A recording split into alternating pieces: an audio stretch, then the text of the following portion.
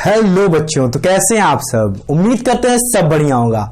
तो बच्चों, आज हम लोग स्टार्ट करने वाले हैं एक प्यारा सा टॉपिक जिसका नाम है गॉसियन सरफेस। आपने थंबनेल में भी देखा होगा कि हम लोगों ने बात किया है वहां पे what is Gaussian surface is all about.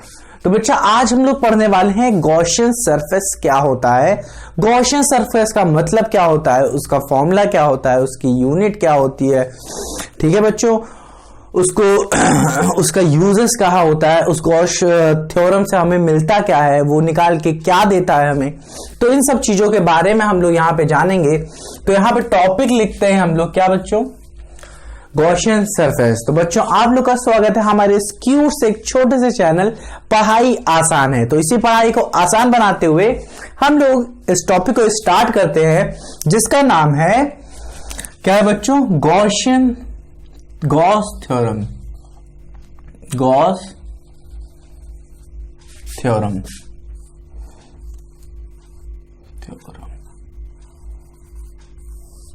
देखो बच्चों, स्पेलिंग सही है कि नहीं? हाँ कि ना? सही है। तो हम लोग इस टॉपिक को स्टार्ट करते हैं। क्या करते हैं? इस टॉपिक को स्टार्ट करते हैं, गॉस थ्योरम। अब गॉस थ्योरम बहुत सारी चीजें हैं इसमें। हम गॉस थ्योरम क्यों अप्लाई होता है, ये क्या देता है, पहले हम समझते हैं गॉस थ्योरम हमें क्या क्या देता है, इससे हम लोग क्या क्या निकाल सकते हैं। पहली चीज, इलेक्ट्रिक फील्ड या इंटेंसिटी ऑफ इलेक्ट्रिक फील्ड जो हम लोगों ने पढ़ी थी, एट एनी पॉइंट। मतलब सिंपली इलेक्ट्रिक फील्ड जो है किसी पॉइंट पे ड्यू टू अ चार्ज क्या होती है वो नहीं दे सकता है।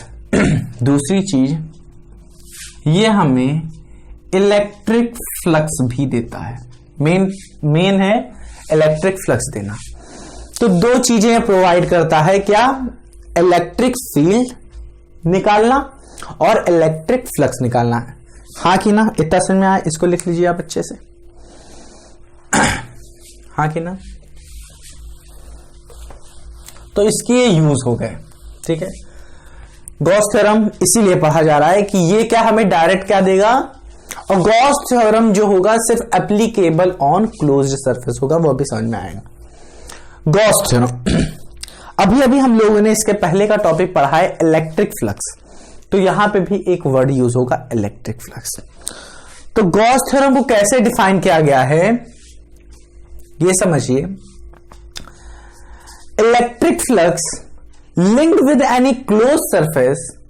इलेक्ट्रिक फ्लक्स, गॉस थ्योरम क्या है? Gauss theorem is defined as the electric flux linked with any close surface is equals to 1 upon epsilon naught times of charge enclosed। समझ में आया आप लोग को? समझ में आया?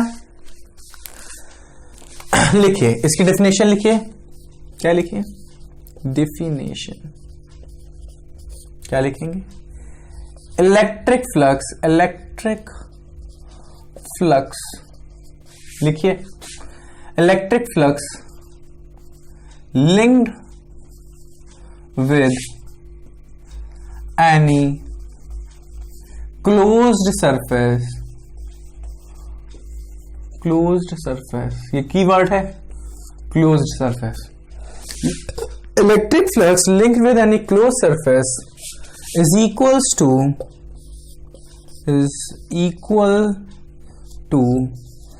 1 upon epsilon naught times of charge क्या होना चाहिए?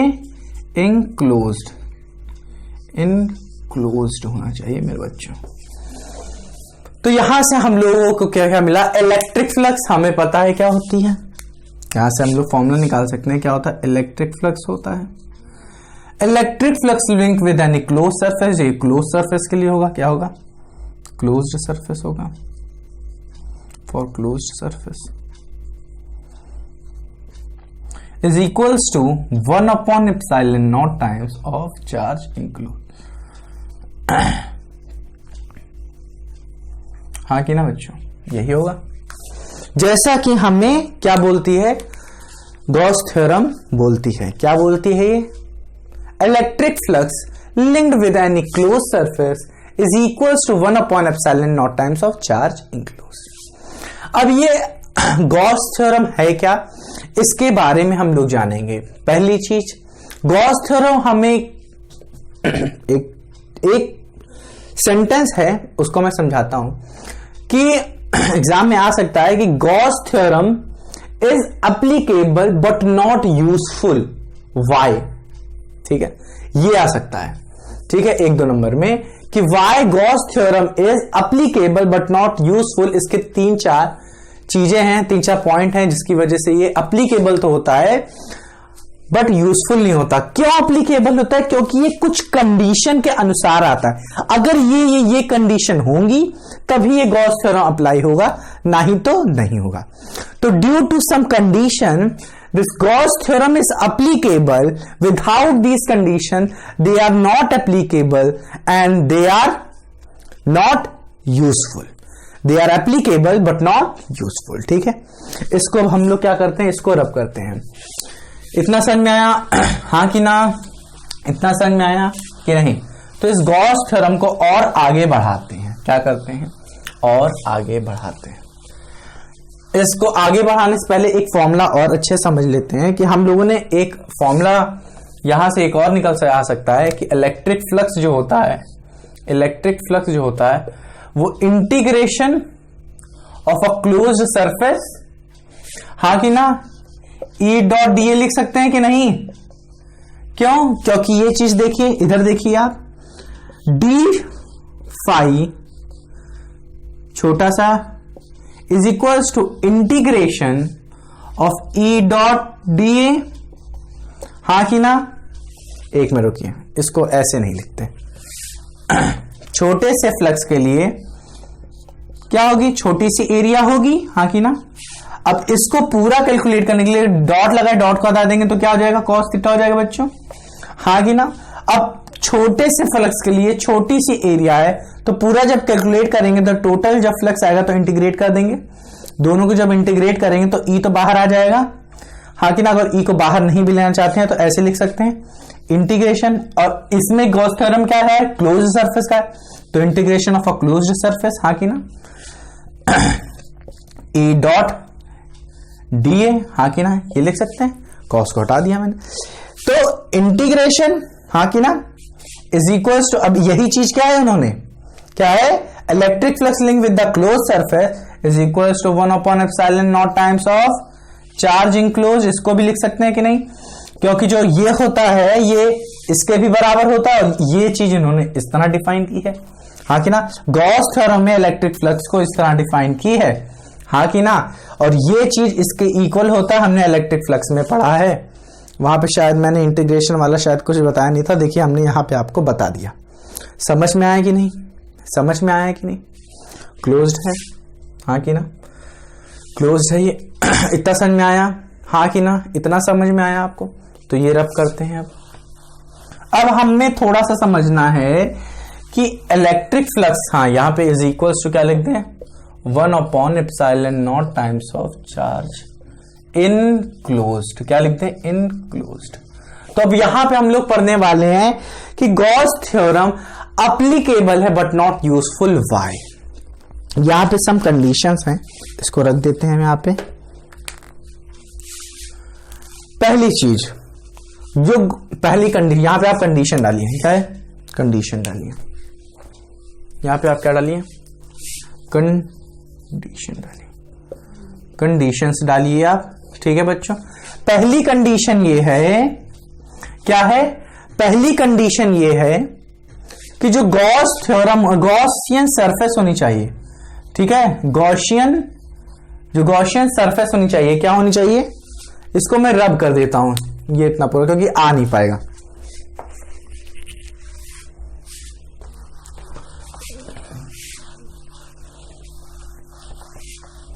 आ नहीं पाएगा इतना पूरा। तो यहां पे कंडीशन यहां पे लिखिए आप। कंडीशन क्या होती है? कंडीशन क्या होगी? जो गॉस थ्योरम होता है, थ्योरम होता है वो एप्लीकेबल है केबल है बट नॉट यूजफुल है, यूजफुल है, ठीक है। ऐसा क्यों, ये आप देखिए यहां पे पहली कंडीशन, जो गॉसियन सरफेस होनी चाहिए, क्या होनी चाहिए, क्या होनी चाहिए, गॉसियन सरफेस जो होगी, ठीक है, वो सिमेट्रिक होनी चाहिए, सिमेट्रिकल,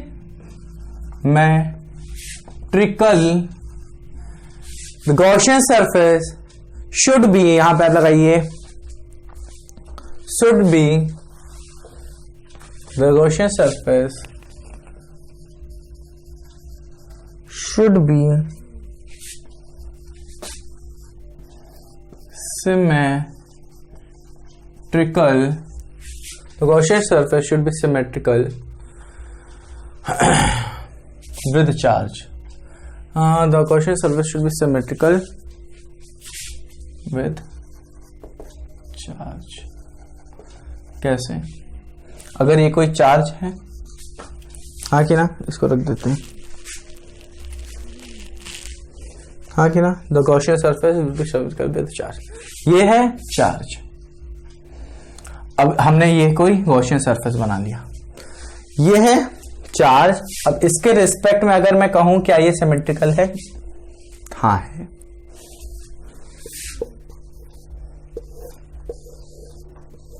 ये गॉसियन सरफेस, क्या ये सिमेट्रिकल है, क्या ये सिमेट्रिकल है, हाँ है।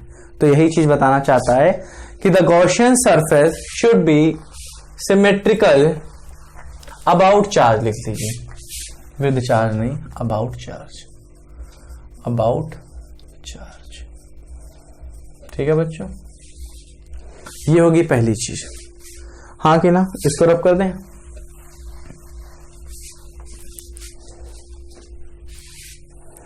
क्या, हाँ ये हो गया, हाँ। अब देखिए दूसरी चीज, जो इलेक्ट्रिक फील्ड होनी चाहिए, क्या होनी चाहिए, the electric field must be, the electric field must be symmetric, या फिर आप कह सकते हो the electric field must be same at all surface, at all Gaussian surface, at all Gaussian surface, हाँ कि ना। जो इलेक्ट्रिक फील्ड होनी चाहिए, the electric field must be same at all Gaussian surface, हाँ कि ना। अब यहां पे जो 3 पॉइंट मैं अब बताने वाला हूं, ये मेन पॉइंट है, ये सब तो ऐसे मैंने बताया है थोड़ा बहुत। पहली चीज क्या है, ये भी ऐड हुई, ये भी इन्हीं 3 पॉइंट में से एक पॉइंट है, ठीक है। अब जो मैं बताऊंगा वो आप सुनिए, वो क्या है, ये तीसरा पॉइंट आप देखिए, मेन पॉइंट है, वो क्या है, क्या है, एंगल, क्या है, आप लिखिए, अभी समझ में आएगा, एंगल दैट इज थीटा, ठीक है, angle between area vector and electric field, या electric field and area vector लिखिए आप, क्या है, the angle between electric field and area vector must be same, area vector at all point on surface be same, और क्या होना चाहिए, only theta must be 0 और 90 डिग्री, यही होना चाहिए। Angle between electric field and area vector at all point on surface be same, that is theta must be 0 और 90 degree. ऐसा क्यों, क्योंकि बच्चों यहां पे देखिए, यही तो कंडीशन है, अगर ये कंडीशन होगी तभी ये सब फॉलो होगा, ना ही तो नहीं होगा। ये समझ में आ रहा है, इतना समझ में आ रहा है कि नहीं, बताओ, इतना समझ में आ रहा है, हाँ कि ना। दूसरी चीज यहां पे लिखिए, चौथी चीज, जो गॉसियन सरफेस है, Gaussian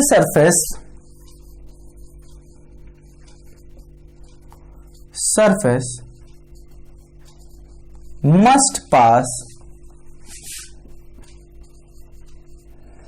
through that point at which electric field or electric flux is to be defined. ठीक है, या फिर इलेक्ट्रिक फ्लक्स लिख लीजिए। ठीक है, electric flux is to be defined. Gaussian surface must pass through that point at which, at when नहीं, at विच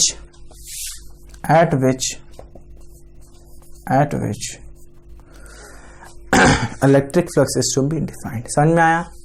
समझ में आया? इस पॉइंट को आप लिख लीजिए, इस पॉइंट को बच्चों आप लिख लीजिए। और भी कुछ पॉइंट्स हैं क्या? और भी कुछ पॉइंट्स हैं क्या? मेरे हिसाब से इतने ही पॉइंट्स हैं और दीज आर इनफ। समझ रहे बच्चों? These are enough. और इन पॉइंट्स में आप अगर ऐड करना चाहें, अगर आप ऐड करना चाहें तो जो मैंने पहले आपको बताया वो क्या है? It is use to find electric field and electric flux. हाँ कि ना? वैसे आप इसे ना ही लिखिए, बस आप समझने के लिए लिख लीजिए कि गॉसियन थ्योरम यूज किस लिए होता है। हाँ कि ना? इतना आपको समझ में आया कि नहीं? इतना आया कि नहीं? अब मैं इसे रब करता हूं। ये था कंडीशन, ठीक है, ये थी सब कंडीशन गॉसियन थ्योरम। अब मैं आपको डेराइव कराने वाला हूं कि गॉसियन थ्योरम का जो फॉर्मूला आया था उसका प्रूफ देने वाला हूं, उसकी फील देने वाला हूं। कैसे? पहली चीज हम लोगों ने पढ़ा है गॉसियन थ्योरम से कि इलेक्ट्रिक फ्लक्स क्या होता है? Link with any close surface that is EDA cos theta is nothing but it is 1 upon epsilon naught times of Q enclosed। इसको आप रट लीजिए, मैं कहता हूं। अगर आपको नहीं समझ में आ रहा तो आप रट लीजिए। समझ में कैसे नहीं आएगा? हम हैं, इसे अच्छे से याद कर लीजिए। ठीक है, अब मैं आपको यही चीज बताने वाला हूं कि कैसे ये आ रहा है, कैसे ये आ रहा है। अप्लाई करने वाले हैं अब हम लोग इसका। अब हम लोग क्या कर लेने वाले हैं? प्रूफ करने वाले हैं, इसको प्रूफ करने वाले हैं। इसका हम लोग फील लेंगे बच्चों, फील। अब देखिए फील कैसे लेते हैं। अब देखिए इलेक्ट्रिक फ्लक्स निकालना है हमें, एक क्लोज्ड सरफेस है, तो हम लोग क्या करेंगे? कोई क्लोज्ड सरफेस लिया।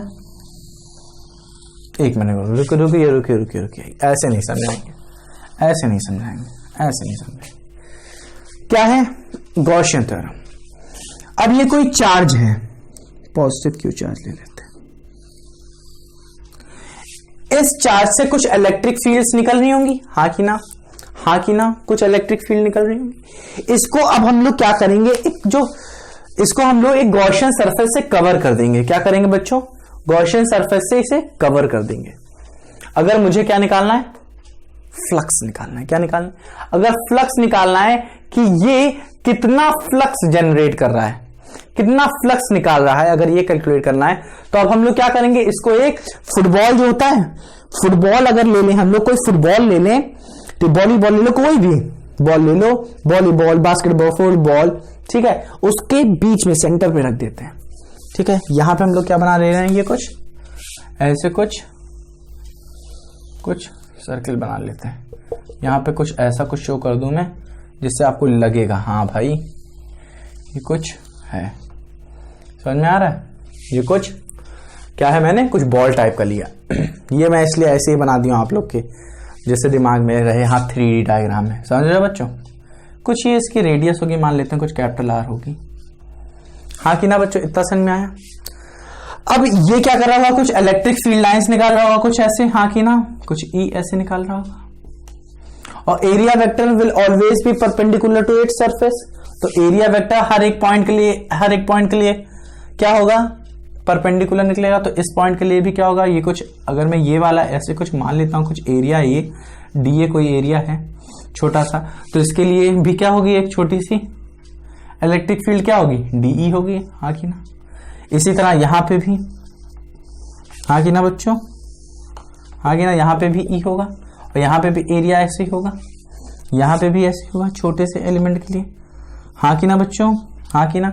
यहां पे मैंने डीए नहीं लगाया, बस मैं ए लगाया जा रहा हूं क्योंकि है सेम डायरेक्शन, ठीक है।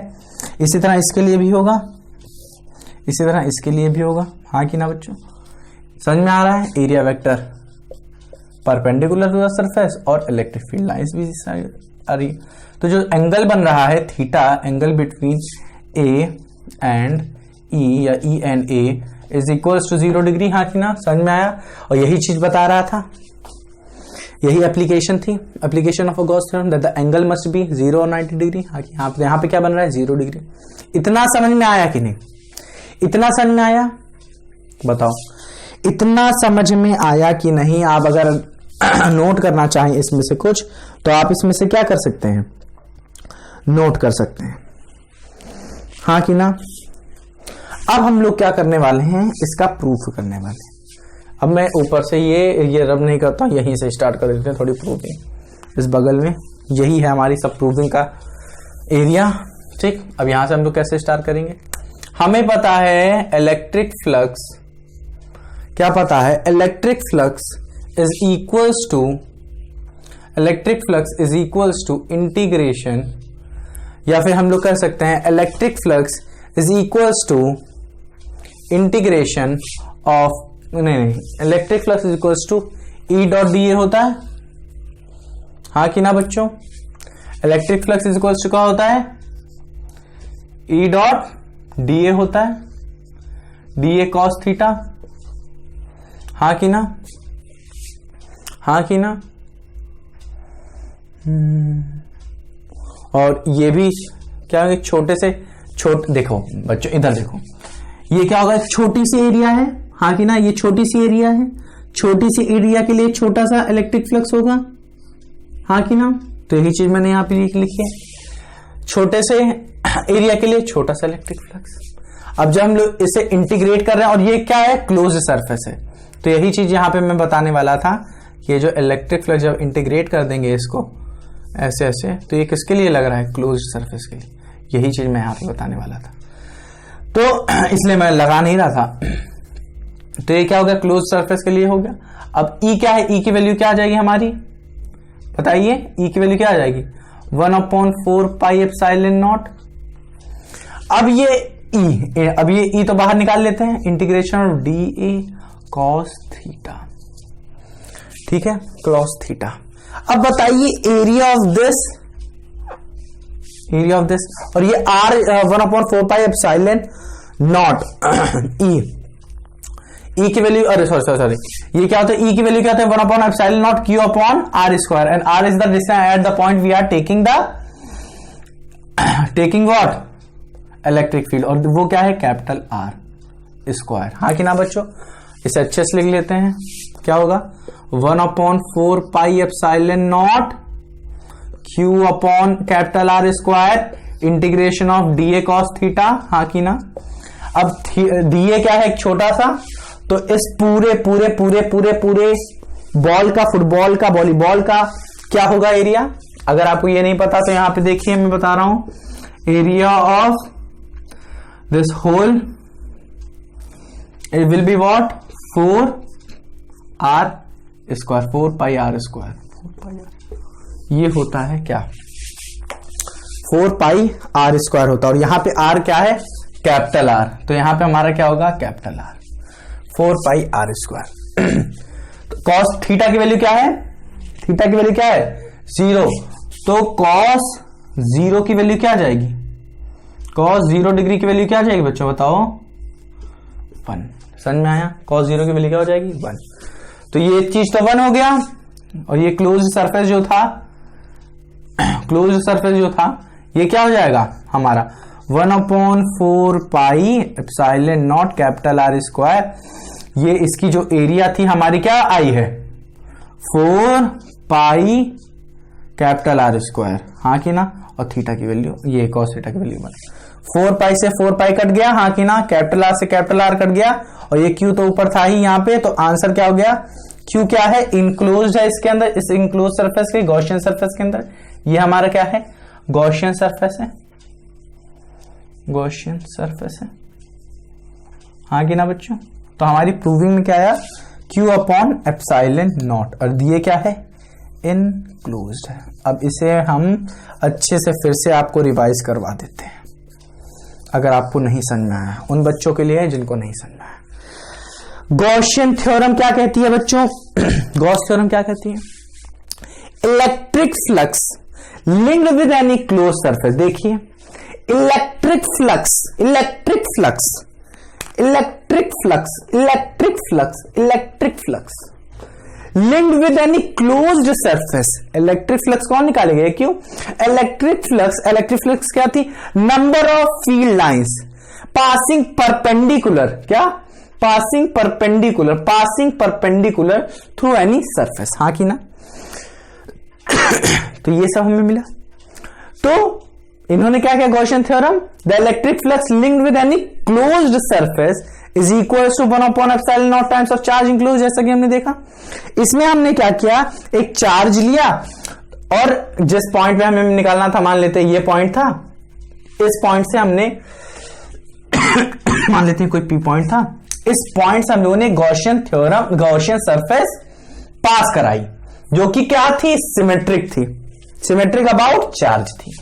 और जब ये हमने बनाया तो अब मैंने हर पॉइंट पे देखा कि एंगल क्या बन रहा है, क्या पहले इलेक्ट्रिक फील्ड मैंने निकाली हर पॉइंट से, हर पॉइंट से, यहां से भी निकाली, यहां से भी निकाली, यहां से भी निकाली, यहां से भी निकाली। तो मैंने देखा इलेक्ट्रिक फील्ड तो क्या हो रही है, परपेंडिकुलर टू द सरफेस आ रही है। और हर पॉइंट के लिए मैंने बताया था ना 3D सरफेस के लिए जो एरिया वेक्टर होता है वो हमेशा आउटसाइड निकलता है, क्या होता है, आउटसाइड निकलता है। तो इसके लिए भी आउटसाइड निकलेगा एरिया वेक्टर, और एरिया वेक्टर भी अलोंग द सेम डायरेक्शन जा रहा है। तो थीटा की वैल्यू क्या हो जा रही है 0 डिग्री। सब कुछ यहीं पे लिखा है कि हम लोगों ने अभी अभी इलेक्ट्रिक फ्लक्स पढ़ा था, जो कि जिसका फॉर्मूला ये कुछ था। इलेक्ट्रिक फील्ड का हमने यहाँ पे क्लोज सरफेस है यहाँ पे, इसलिए हम लोगों ने इलेक्ट्रिक फील्ड की वैल्यू क्या होगी 1/4 pi epsilon naught Q upon r square, हाँ कि ना। ये चीज निकल आएगा क्योंकि ये कांस्टेंट है, आर कांस्टेंट है, Q कांस्टेंट है, 1/4 एप्सिलॉन कांस्टेंट ही होता है। तो ये हो जाएगा बाहर, और डीए क्या है एरिया, जो कि यहाँ पे क्या हो जाएगी इस पूरी डीए का इंटीग्रेशन, डीए का इंटीग्रेशन क्या हो जाएगी, ये कैपिटल आर है 4 पाई आर स्क्वायर, तो 4 पाई आर स्क्वायर भी बाहर हो जाएगा। कॉस थीटा की वैल्यू हमारी थीटा 0 आ रही थी, तो ये 1 हो जाएगा, कॉस थीटा की वैल्यू 1। यहां से आप देख सकते हैं यहाँ पे कट्टम कुट्टा होगा, ये कट गया, बचा क्या Q और एप्सिलॉन नॉट। तो Q हमारा क्या था, इनक्लोज्ड था, अंदर दबा हुआ था इस सरफेस के, तो ये क्या आ गया Q अपॉन एप्सिलॉन नॉट। तो मेरे प्यारे बच्चों ये हुआ यहां पे इसका टॉपिक खत्म।